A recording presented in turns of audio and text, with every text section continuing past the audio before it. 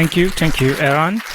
Hello, everyone. My name is Samet, and welcome to my talk. This is my first ever PyCon talk, so I'm super excited, really super excited. And English is not my main language, so please don't push too hard. Sorry. My name is Samet Atdag, and I am the CTO of a company which is called Pricing. We do large-scale web scraping. We serve like several companies from all around the world. We have German customers as well: Metro, Grossmarket, MediaMarkt, Hafele. How do you pronounce Hafele? All right. So please drop me a line if you wanna, or follow me on Twitter. So, research data shows that 37% of all customers start doing an online price research before buying anything. By anything, I mean anything, like electronics, laptops, tablets, smartphones, smartwatches, home appliances, shoes, like refrigerators, televisions, whatever you think about. People start doing an online price research because sort of money is valuable, so we are looking for cheaper prices. So if we do that, the companies who are selling those products are willing to know if there are lower prices available in the market. So they are looking for their competitors' prices. So we scrape the web and we visit more than 2 billion websites each month and scrape web, collect data, process that data to create information, like actionable information, and then we deliver them. We deliver them to the companies. This is the actual number that I checked out yesterday night. And we have more than 250,000 e-commerce websites, different e-commerce websites in our database. We collect data from them, and we report that data to more than 500 companies all around the world. So that is actually what I do. So in this presentation, I'm going to talk about our observations on the web while scraping the web. So what we observe is actually the web is in danger. So, the web is a shared resource, and, like all of the shared resources, it should stand on several principles. There are two main principles that the web stands on currently. The first one is openness. The internet, and the full resources of it, should be, easily accessible by anyone who are sharing it. By anyone, I mean all individuals, all organizations, and all the companies. So we are sharing the web. We are living on the web. We are living on a network of several items. The items contains machines, devices, software, and the individuals, human beings. So since we are sharing those resources, it should be accessible by anyone who are accessing it. The first principle is being open. The second principle is being dumb, actually. Dumb is sort of an ugly word, but the sources should be as dumb as possible, with little or no management of its use patterns. Whatever you do with the internet should be dumb to your actions. I mean, if you want to read several Wikipedia articles, then do it. If you want to watch porn, then do it. Do whatever you want. So it should be dumb of your use patterns. So these are the two principles: being open and being dumb. So this brings us to the concept of dumb pipes. Dumb pipe concept is an analogy to city water supply system. So the city's water supply system contains several pipes, and the pipes are sort of dumb.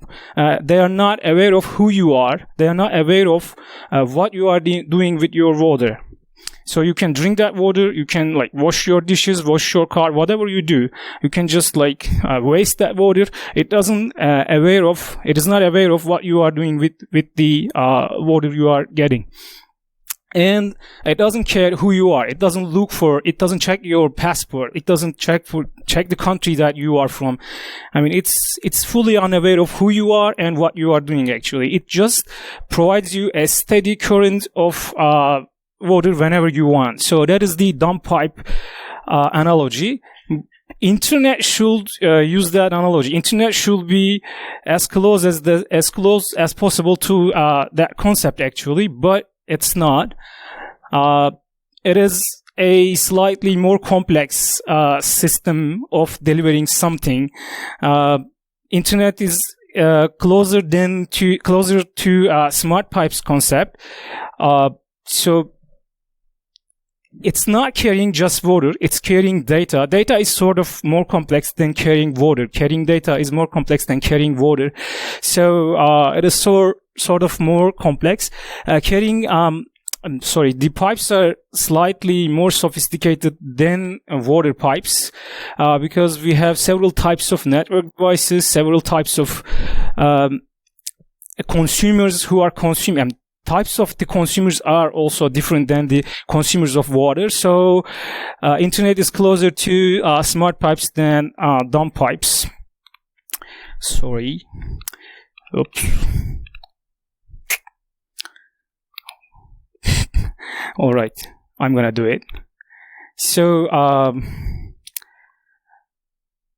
internet, when looking into the network, people use a layered analogy. So, sometimes they focus on seven layers of OSI, or sometimes they focus on like 4 layers of network.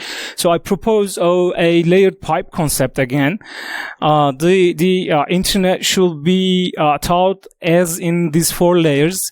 First is the physical layer, the cables or the wireless connections that connect you to the internet. And the second layer is the logical layer, which actually contains the code itself, all the protocols that you are working on, TCP/IP itself, or the HTTP, SSH, or FTP, SFTP, whatever protocol that you are working on lays in the logical layer. And over that layer, there comes the application layer. Application layer itself contains the applications. If you are using web browsers, that is an application. If you are using an email client, a Spotify desktop application, or your mobile applications, they are all lay in this layer. And the content layer represents the content type that you are consuming. So if you are consuming text over Wikipedia, that is represented in this layer. Or if you are consuming video, music, whatever you are consuming, the type of the content is represented in this layer. So there is always something broken in each layer. So whichever layer that we focus on, we see that something is broken. So let's focus each layer and see what are some problems of them. First, let's start with the topmost layer, the content layer. Most probably your traffic, which you already paid for, the traffic, the internet connection is shaped by your internet service provider, according to the content type that you are consuming. If you are consuming too much video, then probably you'll be slowed down by your internet service provider, ISP, because it's a cost for them, so it's not very profitable to provide you unlimited video content to you. So in dumb pipes analogy, it should be unaware of the content that you are consuming, but they know what you are consuming, so they shape your traffic. Probably they slow down your traffic by the content type. So sometimes some stakeholders of the internet, your favorite search engine, favors faster websites, or favors the websites who implemented the technologies which is invented by that search engine. Google prefers the websites who are using accelerated mobile pages or progressive web apps. So if you implement AMP or PWA, you are favored and you are like getting higher ranks in the search results. So it is sort of it conflicts with the dumbness principle of the web. So When we come to the application layer, we have other problems. Your favorite search engine favors you if you use their browser. If you use Chrome instead of Internet Explorer, you get like faster results, or sometimes they serve you different results if you use their browser. And sometimes you throttle by the application you are using. Let's say you use Spotify. Again, your internet service provider may be aware of that, and then they can like shape your traffic according to that. When we come to the logical layer, I think me and everyone else in this room and everyone else in the conference is like somehow related to this layer, because we are hacking all the layers, all the components in this layer.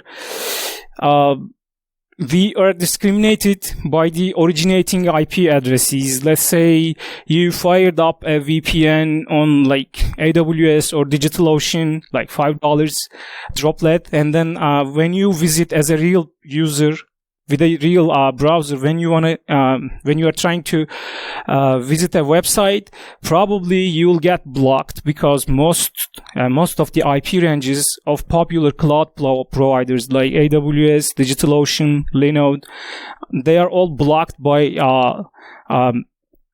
large websites, because most of the scrapers and bots and harmful attacks are originated from those cloud providers, and like Best Buy, Amazon, eBay, they all block the IP ranges of them. So as a real person, you are discriminated by the IP you are using, and sometimes you are discriminated by the country that you are from. This happens mostly in the island-ish countries, let's say Australia. Since shipping something from Australia to outside is sort of expensive, they don't do that. It's very expensive. So, and the websites who are based in Australia, does not send any item, and even more, they don't accept any orders coming outside from the Australia, and even more, they don't serve you the content to outside of the Australia, because it's not profitable. They will not accept any orders outside from Australia. So let's say you are an Australian and you are now here and you want to buy something to your wife, a birthday gift, and you want to visit the Australian website, and you are blocked. You see a 403 error. So it sort of conflicts with the openness principle. There are broken web server configurations. Sometimes most of the time, small websites, small web shops leave configurations and most of the default configurations are too strict to be used on the production. So let's say you go to Amazon and search something quickly and clicked a link in the results and clicked another link. So you visited three links within a minute, and I think the default configuration of light TPD thinks you are a bot, because you are like doing quick actions, so you get banned like 5 minutes or so. So actually you are a real person, but the default configuration thinks you are a bot, so you are blocked. And sometimes you get different responses to identical GET requests. HTTP is a stateless protocol, so a GET request should return the very same results, but sometimes you get different response to very same requests. And there is a huge fight with the bots, and there are two types of bots: good bots and bad bots. 80% of the bots are good bots actually, so there's a like minority of bots who are not good, but people take binary decisions, so they block all the bots. There's a way managing the bots actually, robots.txt, and people are not aware of that, so people block all the bots. If you block all the bots, actually you are in trouble, because Google, Yandex, DuckDuckGo, everyone indexes you. If you block all of them, then you are in problem. Sometimes data center firewalls falsely mark as you as a bad bot, and then even the website is not aware of the bot, but you are all blocked.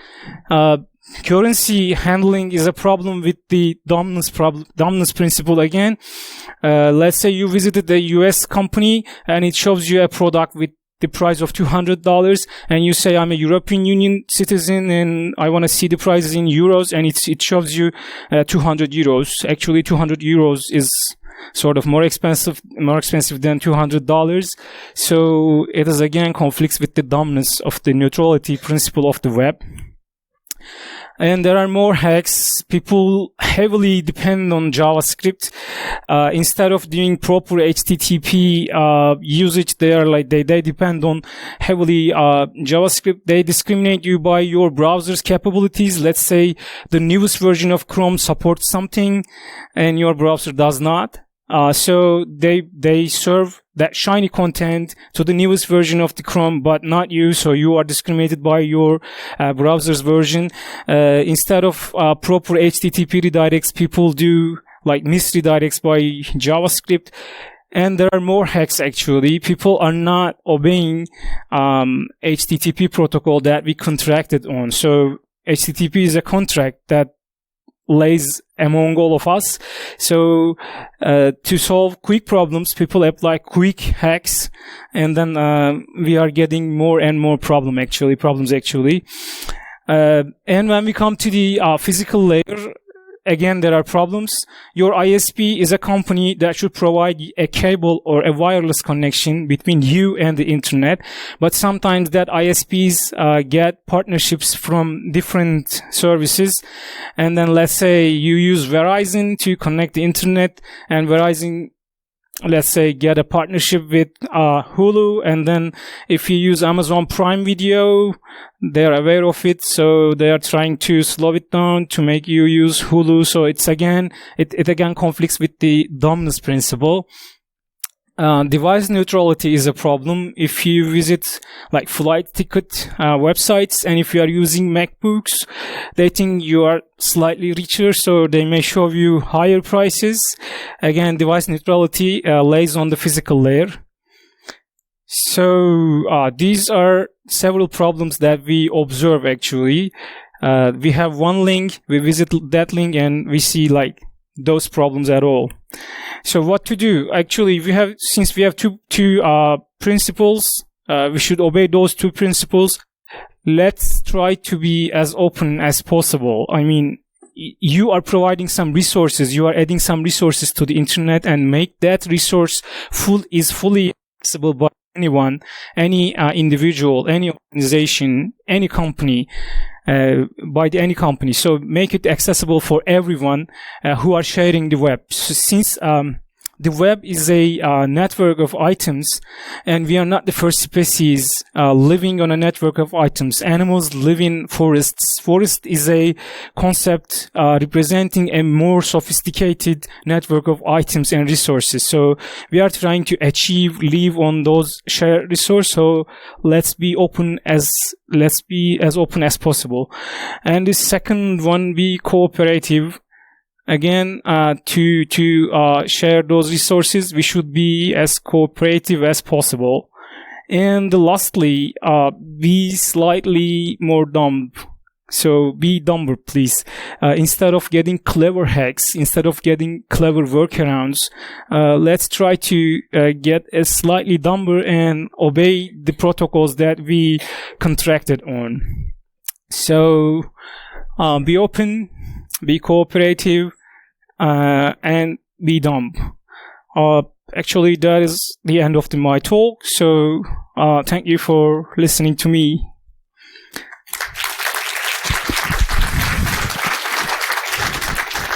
Thanks. Thank you. If you want to make further reading on that, net neutrality and the semantic web are two keywords. You can catch them on Wikipedia. If you have any questions. Any questions on the call? Yeah. Thank you for this talk. Thank you. Basically, I want to ask you about what's the reason for some content creators be open for bots. I mean,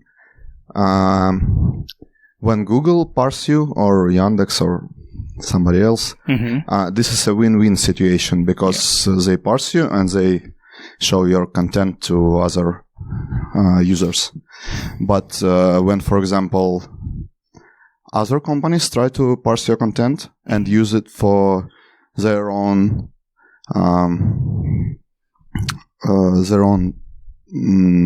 purposes, benefits. Yeah, thank you. I don't see the reason why I should be open for that kind of companies. Yeah, that's a very correct approach. You may want to block some bots accessing to your content, and there is a proper way of doing that. So I suggest you to block them in a proper way instead of fighting blindly. So use the first robots.txt and disallow that bots say that you're not allowed to enter here. If they don't obey robots.txt, then there comes the other ways.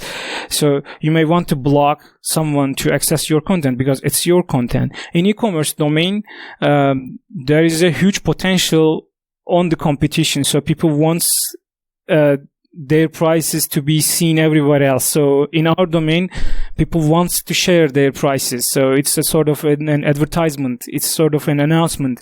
So if they have cheaper prices, they want everyone else to see that. In your case, you may want to block them, of course, and then there's a proper way of doing that. But people does not apply that proper way. Instead, they're like fighting blindly. I suggest that. Okay, thank you. Thank you. Okay, come in.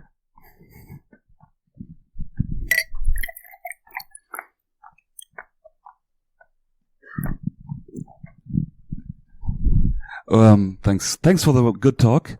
I've been on the receiving end of these bots on our legacy interfaces, and we've had the problem that we can only fight back badly.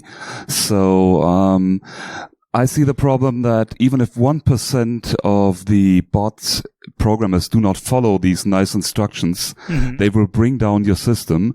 So the only chance we have actually to block them is to fight back blindly and randomly. So it would be a nice idea if we wouldn't have to do it. But as a comparison, like for example, we got 38,000 requests per hour on an API that can do 4 requests per second. Yeah. And we have 20 real requests. Yeah. So the only thing we have to do to fight this is to make educated guesses on the people who try to hide very hard and then fight back badly. So I see no chance to change it. Or do you have suggestions how to do that? Yeah, I understand that. If you are like, if they are getting your systems down, then there is nothing to do. I mean, you need to be alive. So I understand that. So there's always false positives. Like, since you are blocking all of them, all of the requests, maybe you can do like whitelisting instead of like making it. If you are talking about the APIs, maybe you can do whitelisting. I don't know.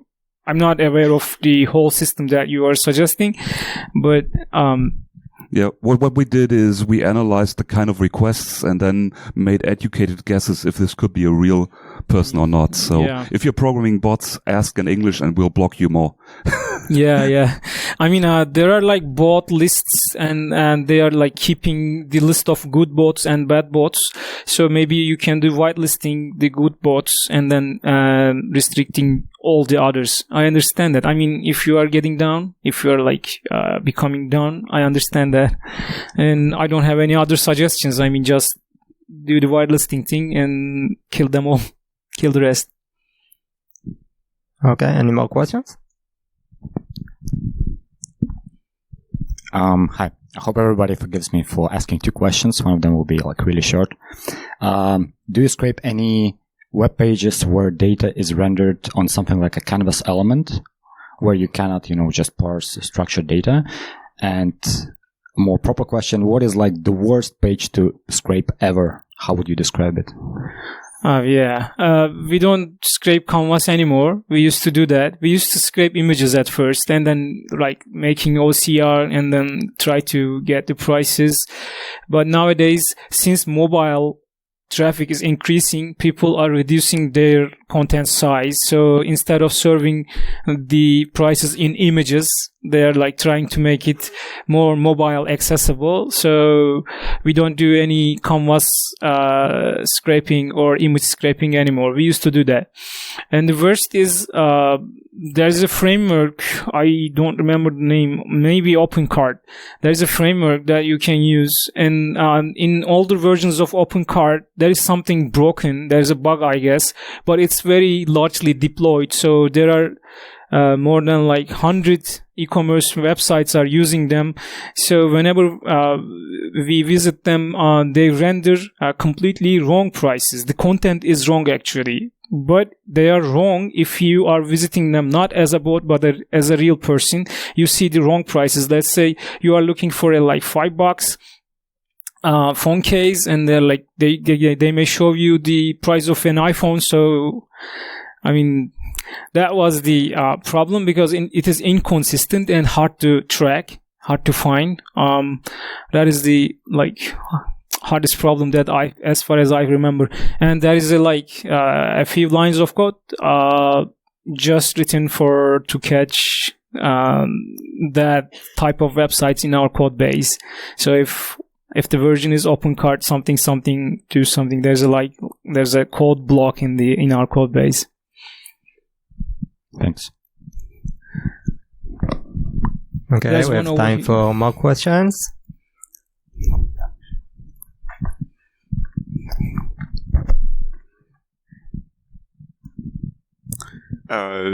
Looking at the other side, what are the actions that you are taking on your side to get around blocking and defenses on the websites that you're scraping or you try to scrape? I mean, if we understand that the website does not want us, we don't do any workarounds. I mean, in any indication, if they indicate that they don't want us, we don't try to find any workarounds. But if we think that we are blocked by accident, we are blocked by the data center, we are blocked by like physical region, then we try to find ways. We use proxy servers, we use visiting them as real browsers as possible. I mean, mimicking the real browsers. We have several like workarounds, but other than that, if they somehow indicate that they don't want us, then okay, we are not visiting them. So we are a good board in terms of Cloudflare. Okay, we have time for one last question. There's one over here, I guess.